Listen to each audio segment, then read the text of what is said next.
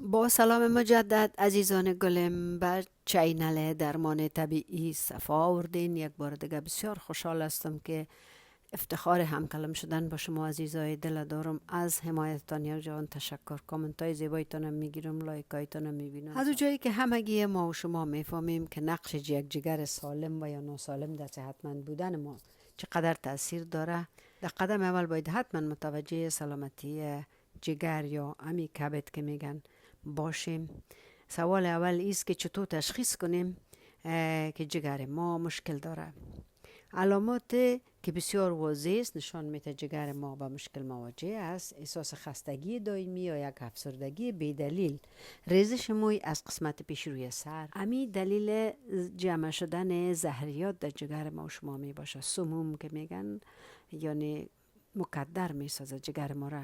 امی افسردگی و دپرشن یا هر نامه که مشناسینش که ما و شما تشویش کنیم راجع به چیزای بیفایده که هم بر مریضی شکر گفته بودم، تکرار میکنم بازم.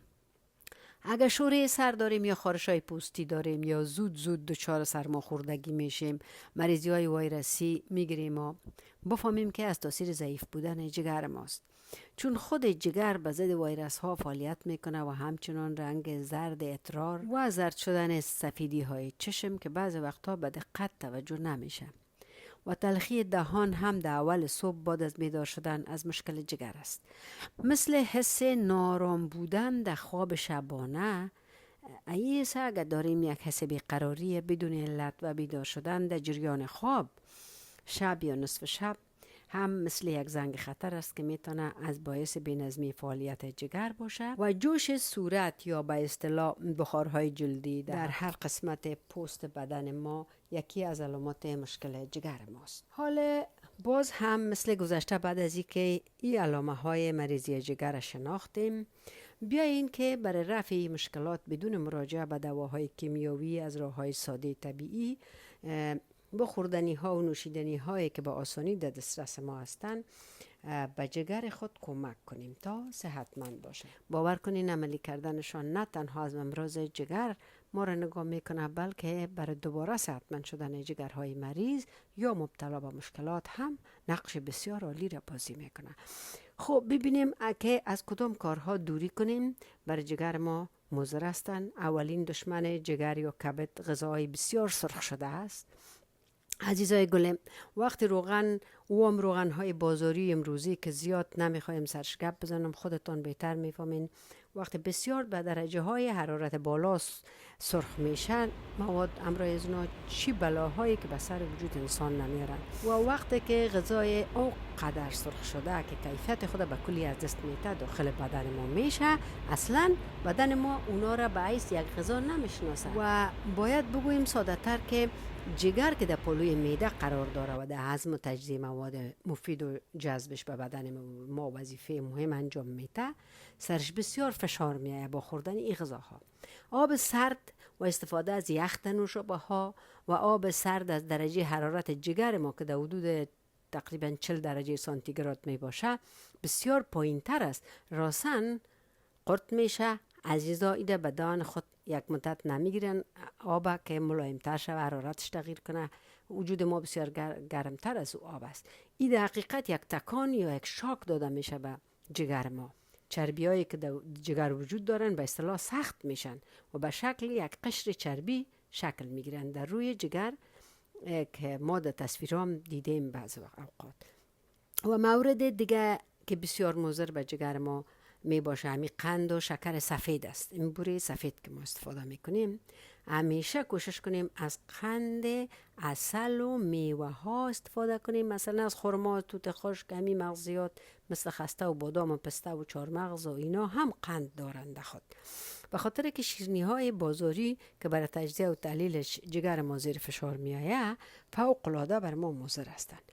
با عوض شربت های شیرین و گازدار از شربت های طبیعی یا جوس میوه هایی که دارین استفاده کنین، البته از میوه های تازه. جوس های بازاری هم مواد مضر دارند. و بالاخره تشویش و نگرانی های غیر ضروری یک دلیل بسیار عمده بیماری است. برای جگر ما یک دشمن بزرگ جگرخونی های بیفایده است. از مصالحه بسیار تند که گرمی زیاد تولید میکنن جلوگیری شود. با وجود که مصرف مرچ ها برای وجود ما مفید هستند ولی مصرف زیادشان مضر است. و مشروبات الکلی که هیچ وقت منکر ضررشان شده نمیتونیم. مصرف الکل و خصوصا زیاده روی در مصرف مشروبات الکلی بالاخره جگر انسان از کار میندازد. و قبضیت یا یبوست هم مادر امراض است که اجازه نمیده زهریات یا سمها از بدن به درستی خارج شوند. در این صورت جگر کوشش میکنه یک مقدار مواد را که از طریق کیسه صفرا به روده ها میریزانه. در صورت قبضیت همین چربی های مضر به خون جذب میشه، باز هم بالای جگر ما فشار میه.